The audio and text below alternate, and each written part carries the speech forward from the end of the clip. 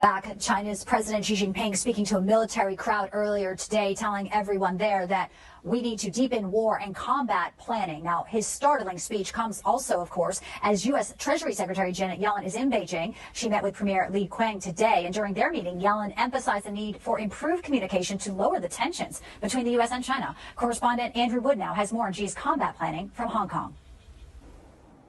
Well, President Xi Jinping was visiting the headquarters of the Eastern Theatre Command. That's the part of the People's Liberation Army that looks after security for the Straits of Taiwan. And that's very important because Taiwan is a democratically self-governed island. But China, President Xi Jinping reckons that it's part of China and will be reunited with the mainland by force if necessary. So these guys here are the type of people, who will be perhaps, if there ever were an invasion of Taiwan, they'd be the people who'd probably be in charge of it.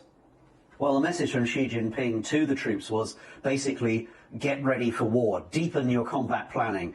And President Xi Jinping also said that this would increase the chances of victory if there were actual combat.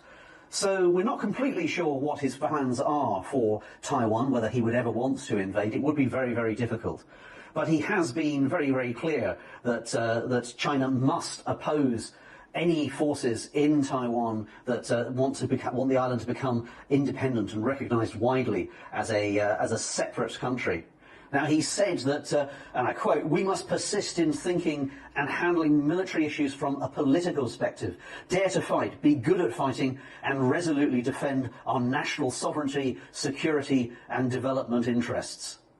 Well, since China became, relatively rich, it's expanded its military. It's increased the number of nuclear warheads that it's got.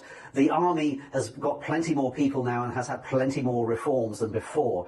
And the People's Liberation Army Navy, believe it or not, is actually the biggest navy in the world in terms of vessels. It's actually bigger than the American Navy in that respect. Although I think at the moment, though, with so many carrier groups and so on, the American Navy is still probably the world's most powerful.